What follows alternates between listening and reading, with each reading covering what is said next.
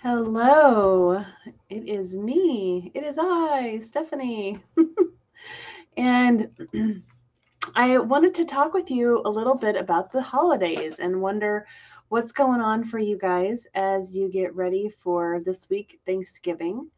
And of course, we already had last month Halloween. And I don't know about you, but I've seen several people already gearing up and putting up their decorations for Christmas and for Thanksgiving, all in November. I don't know if you're one to wait. I'm curious if there are people who are waiting or feel really passionate one way or the other. I don't. Most of the time, it's like, oh, I should be putting up my decorations. It's a dry day. Hurry, get the lights out. And I realized that the other day. I could have already gotten the lights since we've had some really nice dry days. But I also work with people right now who are looking at the holidays in more of a little stressed out space. So it doesn't always feel good for all of us to be going into the holidays. And the last couple of years, it's just been really strange. We don't know what the future holds.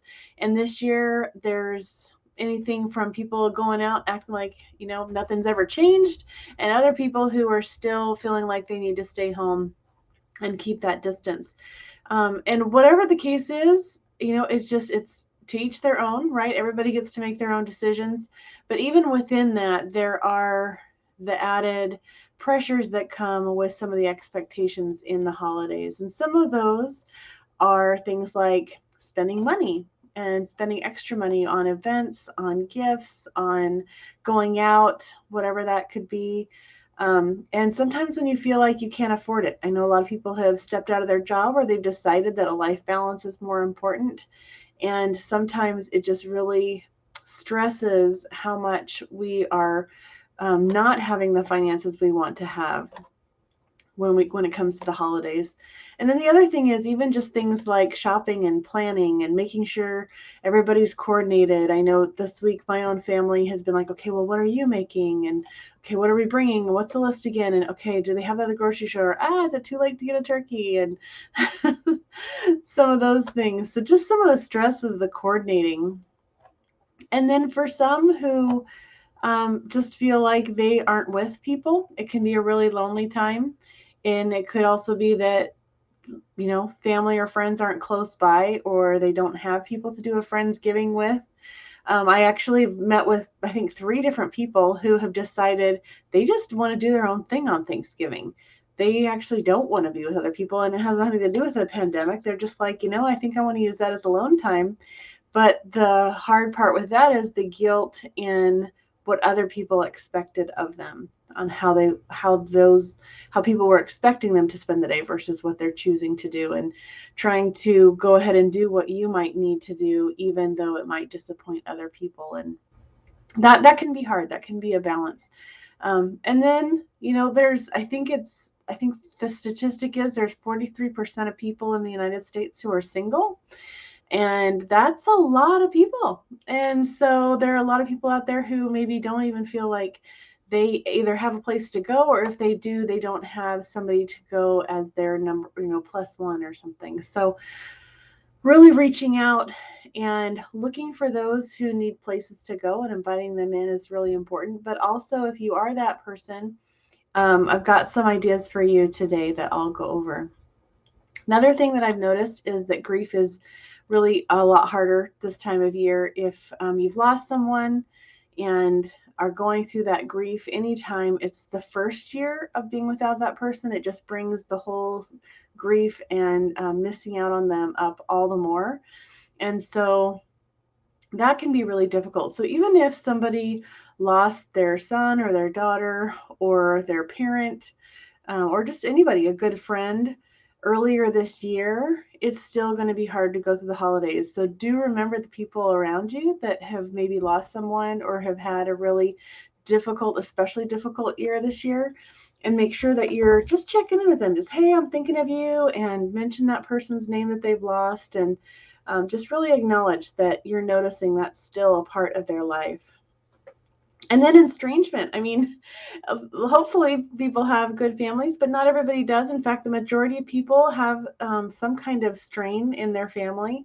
And when you're not speaking to somebody or when there's tension, it can bring all kinds of emotions up. Resentment, guilt, inner conflict, doubt, self-doubt. Um, and then also this last year and two with the pandemic, more it's kind of exacerbated. If things were good, they're really good. If things were not so good, they're getting harder or they've gotten harder. And we've seen, some divorce and some broken families come out of it just because we've had to address some of those harder things. And then in addition to that, it's also trying to please one another with our gifts, with our time, with our talents, and trying to make other people happy and not necessarily in a way that's personally satisfying. So I know I'm kind of touching on the things that aren't really fun topics, but they are things that the holidays can really breed, which is kind of a depressing emotions and things that go around difficult topics. So if any of those things are things that you're dealing with, those are things that be talking to a friend, be talking to a family member, or just be aware, spend some time just going, yeah, where am I this year? Where are things at in my job, in my spiritual life, in my physical life, in my family? How am I feeling? And my finances and all of it, just to take stock. And some of the suggestions that I have for you are the first one, like I just said, part of it is stopping and just taking stock. Where are you in your emotions and in those aspects of your life that are primary places? Like I said, physical, financial, emotional, spiritual, social. And just check in on a scale of 1 to 10. How do you feel like you're getting those needs met and those connections met? And the second thing would be to ask for help, ask for connection, ask for what other people are doing and the people around you. The third thing would be to make plans in advance. So a lot of times we don't realize, maybe you do, but a lot of times we don't realize that anticipation is just as important in the emotional ramp up and how satisfying something is as much as the event itself. So looking forward to something, a lot of times this time of year, I'll start, looking through the calendar of events for December. Okay, when are the lights going to be at the grotto? Okay, when is the zoo going to be having their tours? And when can I go hear some music on Main Street? And when are the tree lightings? And it's not so much that you need to pay to go to a bunch of events, but just looking forward to something can be a big part of enjoying the season. Just knowing that it's coming up, just looking forward to it, just thinking about it and dwelling about it. A lot of times for the tree lighting, in fact, I go to the one downtown Tigard, and it's not a really spectacular event, but it's always nice to look forward to because it's free. And if I want, I can bring my own hot chocolate and I just sit in my car and enjoy it, or go into the neighborhood community center and enjoy some of the activities there. And again, free events are pretty much common everywhere. And if you go on community calendars or just a quick search, you can do that. So I'm going to cover these again really quick. So the first one is take stock of kind of where are you in those areas that I mentioned: social, spiritual, physical, emotional, and social. Is that right? I'll have to write those in the note. And then the other thing is connect with other people. Ask them for help. Ask them what they're doing. Get involved early on, because the third thing is you want to make plans in advance, so you can anticipate and look forward to whatever it is that's coming up.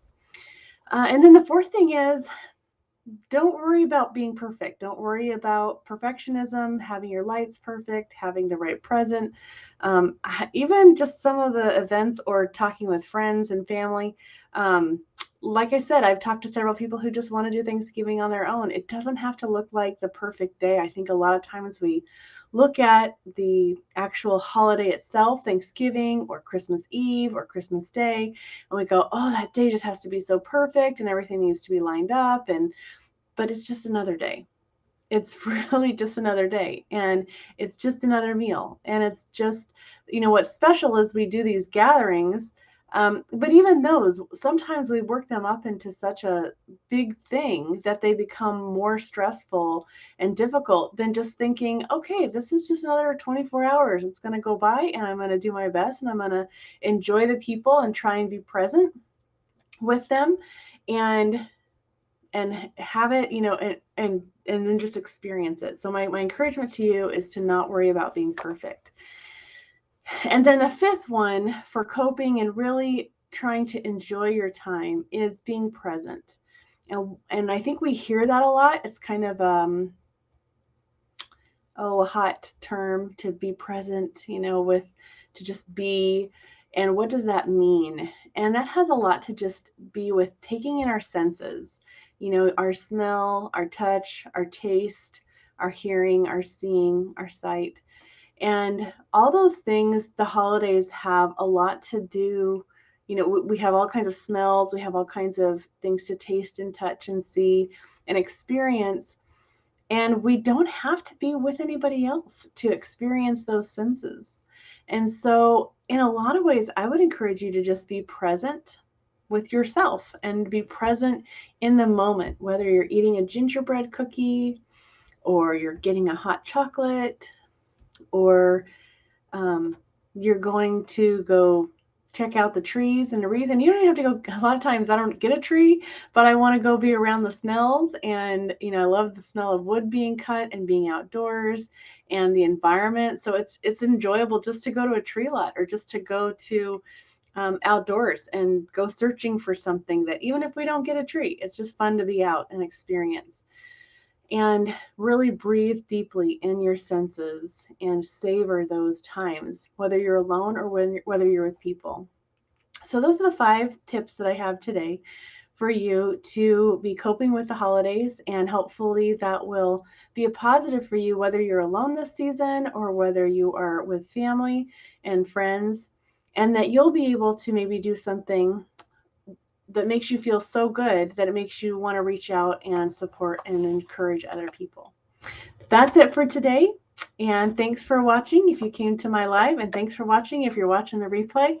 I appreciate you being here, and I wish you very happy holidays.